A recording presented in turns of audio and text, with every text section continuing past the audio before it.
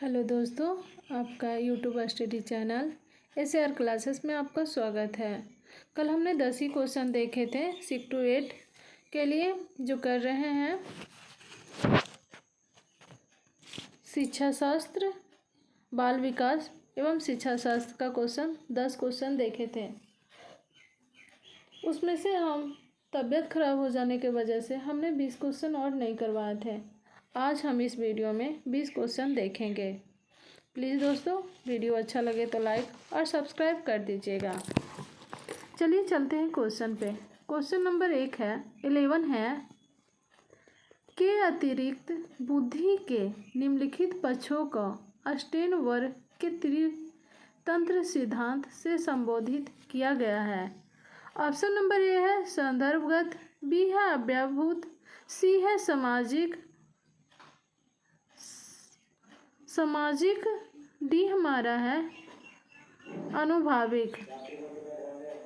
इसका सही होगा सी सामाजिक।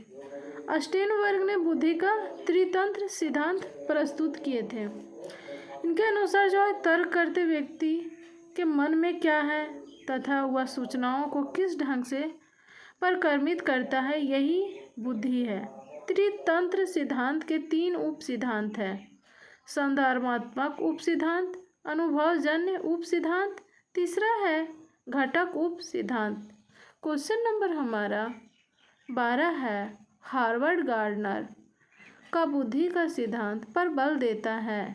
ऑप्शन नंबर ए शिक्षार्थियों में अनुबंधित कौशलों, बी है सामान्य बुद्धि, सी है विद्यालय में आवश्यक समान योग्यताएं, डी है प्रत्येक व्यक्ति की विलक्षण योग्यताएं। इसका सही होगा डी प्रत्येक व्यक्ति की विलक्षण योग्यताएं। हार्वर्ड गार्डन का बुद्धि का सिद्धांत प्रत्येक व्यक्ति की विलक्षण योग्यताओं का बल देता है। हार्वर्ड गार्डनर के अनुसार बुद्धि कोई एक तत्व नहीं है, बल्कि कई भिन्न भिन्न प्रकार की बुद्धियों का अस्तित्व है। प्रत्येक बुद्धि एक दूसरे से स्वतंत्र रहकर कार्य करती है। नेक्स्ट क्वेश्चन हमारा है 13 था, फा, चा ध्वनियाँ हैं। ऑप्शन नंबर ए है स्वनिम, बी है रूपिम, सी है लेखिम, डी है शाब्दिम। इसका सही होगा ए स्वनिम। स्वनिम भाषा की अर्थवेधक इकाई है या समान ध्वनियों का समूह है। इसका संबंध भाषा के उच्चारित पक्ष से है।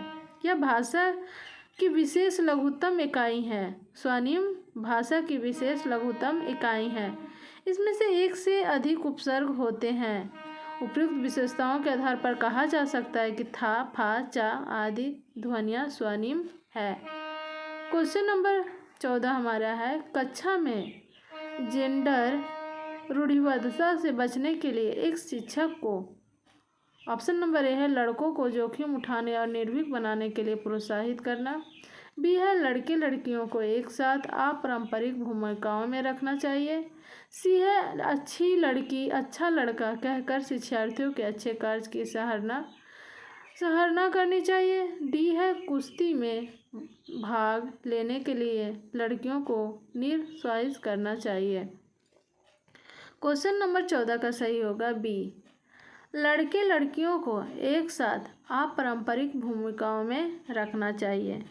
कक्षा में शिक्षक को जेंडर रूढ़िवादिता से बचने के लिए सदैव लड़के व लड़कियों को एक साथ अपारंपरिक भूमिकाओं में रखना चाहिए। कभी भी शिक्षक को कक्षा में लड़के व लड़कियों के किसी भी भूमिका का भेदभाव नहीं करना चाहिए। क्वेश्चन नंबर 15 है विद्यालयों को किसके लिए वैयक्तिक विभिन्नताओं को पूरा करना चाहिए। ऑप्शन नंबर ए है वैयक्तिक विभिन्नता को व्यक्तिगत शिक्षार्थियों को विशिष्ट होने की अनुमति कराने के लिए, बी है वैयक्तिक शिक्षार्थियों के मध्य खाई को कम करने के लिए, सी है शिक्षार्थियों के निष्पादन और योग्यताओं को समान करने के लिए, डी है यह समझने के लिए कि क्यों शिक्षार्थी सीखने के योग्य या अयोग्य हैं। क्वेश्चन नंबर 15 का सही होगा डी यह समझने के लिए कि क्यों शिक्षार्थी सीखने के योग्य या अयोग्य हैं। शिक्षार्थियों में विद्यालयों को यह समझने के लिए वैयक्तिक विभिन्नताओं को पूरा करना चाहिए कि शिक्षार्थी सीखने के योग्य है या अयोग्य है। क्वेश्चन नंबर 16 है,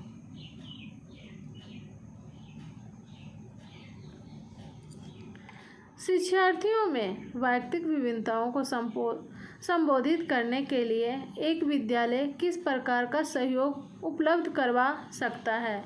ऑप्शन नंबर ए है, सभी शिक्षार्थियों के लिए समान स्तर की पाठ्यचर्या का अनुगमन करना।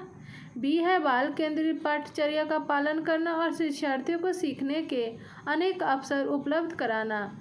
सी है, शिक्षार्थियों में वैयक्तिक विभिन्नताओं को समाप्त करने के लिए हर संभव उपाय करना। डी है, धीमी गति से सीखने वाले शिक्षार्थियों को विशेष विद्यालयों में भेजना। इसका सही होगा बी, बाल केंद्रित पाठ्यचर्या का पालन करना और शिक्षार्थियों को सीखने के अनेक अवसर उपलब्ध कराना। शिक्षार्थियों में वैयक्तिक विभिन्नताओं को संबोधित करने के लिए एक विद्यालय या बाल केंद्रित पाठ्यचर्या का पालन और शिक्षार्थियों के सीखने के अनेक अवसर व सहयोग उपलब्ध करा सकता है। क्वेश्चन नंबर 17 है हमारा,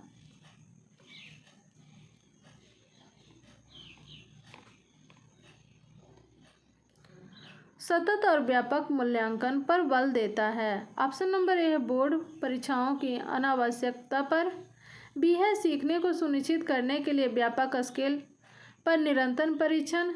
सी है, सीखने को किस प्रकार अवलोकित, रिकॉर्ड और सुधारा जाए इस पर।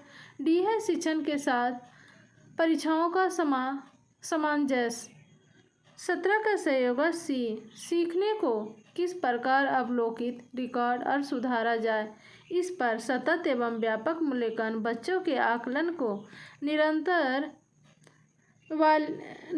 चलने वाली विकासात्मक प्रक्रिया है। सतत एवं व्यापक मूल्यांकन प्रक्रिया के द्वारा शिक्षण अधिगम के समय ही शिक्षक को छात्रों के सीखने की प्रगति और कठिनाइयों के बारे में निरंतर जानकारी मिलती है। इस प्रकार की व्यवस्था में दीर्घ अंतराल के बाद चलाए जाने वाले उपचारात्मक शिक्षण की आवश्यकता भी समाप्त हो जाएगी, क्योंकि छात्र की कठिनाई का समय रहते निदान और उपचार हो सके। कठिनाइयों का निवारण होने से छात्रों में आत्मविश्वास जागृत होगा। सतत एवं व्यापक मूल्यांकन सीखने को किस पर अवलोकित तथा रिकॉर्ड को सुधारा जाए इस पर बल देता है। क्वेश्चन नंबर 18 हमारा, विद्यालय आधारित आकलन।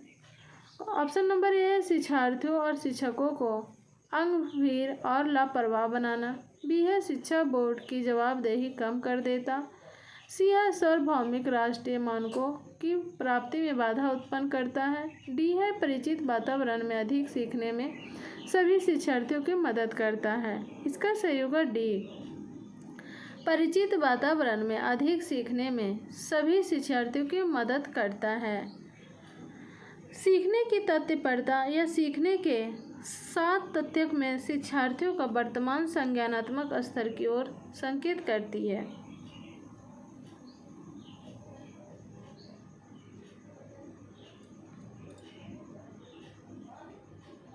क्वेश्चन नंबर 19 है, सीखने की तत्परता की ओर संकेत करती है। ऑप्शन नंबर ए, थर्नडाइक का तत्परता का नियम। बी है, शिक्षार्थियों का समान योग्यता स्तर। सी है, सीखने के सत्यातक में शिक्षार्थियों का वर्तमान संज्ञानात्मक स्तर। डी है, सीखने के कार्य के प्रकृति को संतुष्ट करने के। इसका सही होगा सी,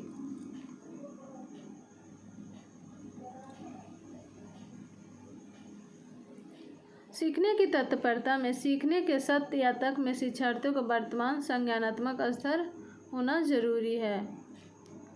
क्वेश्चन नंबर 20 है कि एक शिक्षिका की कक्षा में कुछ शारीरिक विकलांगता वाले बच्चे हैं, निम्नलिखित में से उसके लिए क्या करना चाहिए सबसे उचित होगा।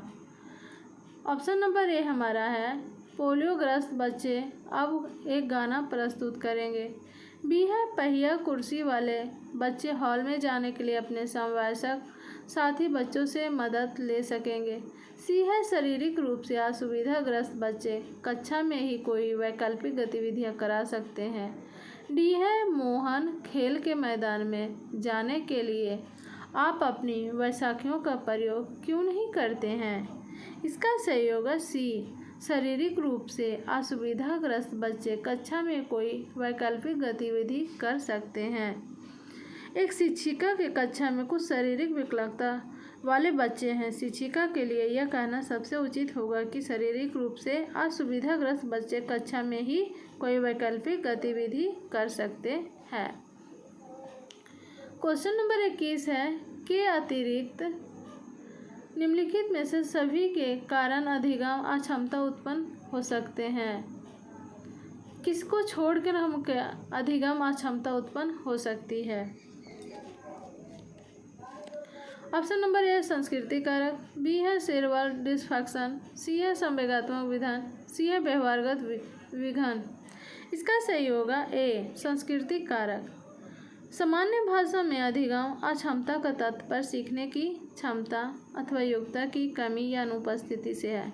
सांस्कृतिक कारक के अतिरिक्त अन्य तीनों कारकों के कारण अधिगम अक्षमता उत्पन्न हो सकती है। क्वेश्चन नंबर 22 है एक समावेशी विद्यालय। ऑप्शन नंबर ए शिक्षार्थियों के नियोक्ता के अनुसार उनकी सीखने की आवश्यकताओं को निर्धारित करता है। बी है शिक्षार्थियों की क्षमताओं की परवाह किए बिना सभी के अधिगम परिणामों को सुधारने के लिए प्रतिबद्ध होता है। सी है शिक्षार्थियों के मध्य अंतर करता है और विशेष रूप से सक्षम बच्चों के लिए कम चुनौतीपूर्ण उपलब्ध लक्ष्य निर्धारित करता है। डी है विशेष रूप से योग्य शिक्षार्थियों के अधिगम परिणामों को सुधारने के लिए विशिष्ट रूप से प्रतिबद्ध होता है। इसका सही होगा बी। एक समावेशी विद्यालय में शिक्षार्थियों की क्षमताओं की परवाह किए बिना सभी के लिए अधिगम परिणामों को सुधारने के लिए प्रतिबद्ध होता है। शिक्षार्थियों की क्षमता को ध्यान रखते हुए अपने अधिगम परिणामों को सुधारने का प्रयत्न करता है। क्वेश्चन नंबर 23 है प्रतिभाशाली शिक्षार्थी को ए है अधिगम नियोग नहीं हो सकते, बी है ऐसे सहयोग की आवश्यकता होती है जो सामान्यतः विद्यालय द्वारा उपलब्ध नहीं कराए जाते, सी है शिक्षक के बिना अपने अध्ययन को व्यवस्थित कर लेते हैं, डी है अन्य शिक्षार्थियों के लिए अच्छे मॉडल बन सकते हैं। इसका सही होगा बी। प्रतिभाशाली शिक्षार्थी ऐसे सहयोग की आवश्यकता होती है जो सामान्यतः विद्यालय द्वारा उपलब्ध नहीं कराए जाते हैं। प्रतिभाशाली शिक्षार्थी को ऐसे सहयोग की सामान्यतः आवश्यकता होती है जो कि विद्यालय के द्वारा नहीं दिया जाता है, जैसे कि वो शिक्षार्थियों के विषयों के अतिरिक्त अन्य क्षेत्रों में रुचि है, जैसे संगीत में रुचि है, खेल है, हस्तकला आदि में ऐसे शिक्षार्थियों के विद्यालय के अतिरिक्त सहयोग की आवश्यकता होती है। प्रतिभाशाली विद्यार्थियों को नई नई चीज़ें सीखने के लिए उनमें प्रतिभा होती है। क्वेश्चन नंबर 24 है के कारण प्रतिभाशीलता होती है। ऑप्शन नंबर ए है मनोसामाजिक कारकों, बी है आनुवंशिक रचना, सी है वातावरणीय अभिप्रेरणा, डी है बी एंड सी का संयोजन। इसका सही होगा डी मनोसामाजिक। इसका सही होगा आनुवंशिक रचना और वातावरणीय अभिप्रेरणा दोनों प्रतिभाशालीता होती है। किसी भी शिक्षार्थी को प्रतिभाशाली होना सामान्यतः उसके आनुवंशिक रचना तथा वातावरणीय अभिप्रेरणा पर ही निर्भर करता है। बच्चों में सीखने और सुनने के लिए अधिगम योग्य वातावरण के लिए निम्नलिखित में से कौन उपयुक्त है? ऑप्शन नंबर ए है शिक्षार्थियों को कुछ या छूट देना कि क्या सीखना है और कैसे सिखाना है, बी है एक लंबे समय के लिए निष्क्रिय रूप से सुनाना, सी है निरंतर गृह कार्य देते रहना, डी है सीखने वाले द्वारा व्यक्तिगत कार्य करना। इसका सही होगा ये शिक्षार्थियों को कुछ या छूट देना कि क्या सीखना है और कैसे सीखना है। अधिगम योग्य वातावरण में सबसे उपयुक्त है कि शिक्षार्थी पूर्ण रूप से स्वतंत्र हो, वह क्या सीखना चाहते हैं, किसमें उसकी रुचि है, ताकि वह बिना किसी परेशानी से सीख सके। और शिक्षार्थियों को यह छूट देना है कि सीखना है कैसे सीखना है अधिगम योग्य वातावरण के लिए सबसे उपयुक्त है। क्वेश्चन नंबर 26 हमारा है गति कौशलों में अधिगम नियोक्ता कहलाती है। ऑप्शन नंबर ए है डिस्फेजिया, बी है डिस्प्रैक्सिया, सी है डिस्कैलकुलिया, डी है डिलेक्सिया। इसका सही होगा बी डिस्प्रैक्सिया। गति कौशलों में अधिगम निरोक्ता डिस्प्रैक्सिया कहलाती है। यह एक विकार है। बच्चे गति एवं समय में सामंजस्य स्थापित नहीं कर पाते। यही कारण है कि अपनी और तेज़ी से आती हुई गेंद को पकड़ नहीं पाते हैं। जबकि डिस्फेसिया जो हमारा है वो भाषा विकार से संबंधित है, और डिस्कैलकुलिया हमारा गणना विकार से संबंधित है, और डिसलेक्सिया हमारा पाठन विकार से संबंधित है। क्वेश्चन नंबर 27 है अधिगम निरोक्ता। ऑप्शन नंबर ए है समुचित निवेश के साथ सुधार योग्य नहीं होती। बी है या एक स्थिर अवस्था। सी है एक चर अवस्था। जरूरी नहीं है कि कार्य पद्धति की हानि करे। इसका सही होगा बी, अधिगम निरोक्ता एक स्थिर अवस्था है।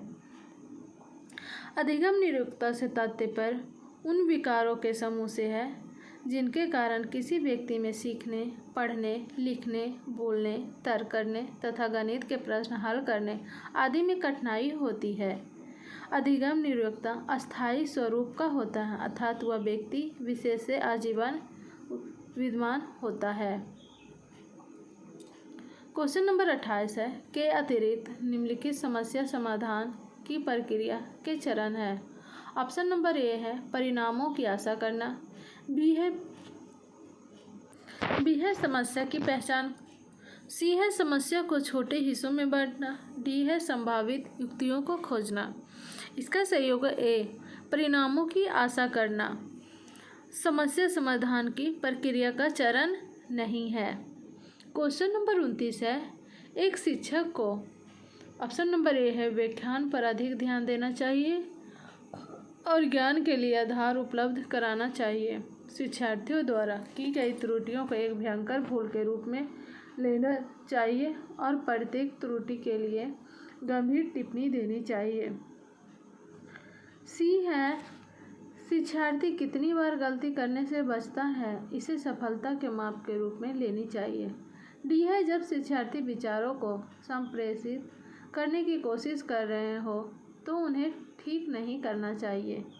इसका सही होगा डी, एक शिक्षक को जब शिक्षार्थी विचारों को संप्रेषित करने की कोशिश कर रहे हैं तो उन्हें ठीक नहीं करना चाहिए। यदि कोई शिक्षार्थी अपने विचार को संप्रेषित करने अर्थात उन्हें व्यक्त करने की कोशिश कर रहा है तो शिक्षक को विचारों को व्यक्त करते समय बीच में उनको संशोधन के लिए टोकना या बोलना नहीं चाहिए। आज का लास्ट क्वेश्चन है क्वेश्चन नंबर 30 है हमारा। सीमा परीक्षा में A+ ग्रेड प्राप्त करने के लिए अति इच्छुक है। जब वह परीक्षा भवन में दाखिल होती है तथा परीक्षा प्रारंभ होता है तो अत्यधिक नर्वस हो जाती है, तो उसके पांव ठंडे पड़ जाते हैं, उसके हृदय की धड़कन बहुत तेज हो जाती है और वह उचित तरीके से उत्तर नहीं दे पाती। इसका मुख्य कारण हो सकता है ऑप्शन नंबर ए है ऑप्शन नंबर ए शायद वह आकस्मिकता संवेगात्मक आवेग का सामना नहीं कर सकती। बी है शायद वह अपनी तैयारी के बारे में बहुत आत्मविश्वासी नहीं है। सी है शायद वह इस परीक्षा के परिणाम के बारे में बहुत अधिक सोचती है। डी है निरीक्षक शिक्षिका जो ड्यूटी पर है वह उसकी कक्षा अध्यापिका हो सकती है और स्वभाव बहुत कठोर है। इसका सही होगा हुआ ए, शायद वह आकस्मिक संवेग आवेग का सामना नहीं कर सकती। सीमा शायद अकस्मात संवेगात्मक आवेग का सामना नहीं कर सकती, जिस कारण परीक्षा भवन में अपने आप को अकेला नहीं कर सकी, जिसके कारण परीक्षा शुरू होते ही वह अत्यधिक नर्वस हो जाती है, उसके पांव ठंडे पड़ जाते हैं और इसके हृदय की धड़कन बढ़ जाती है और यह ठीक उत्तर नहीं दे पाती है। जय हिंद, जय भारत।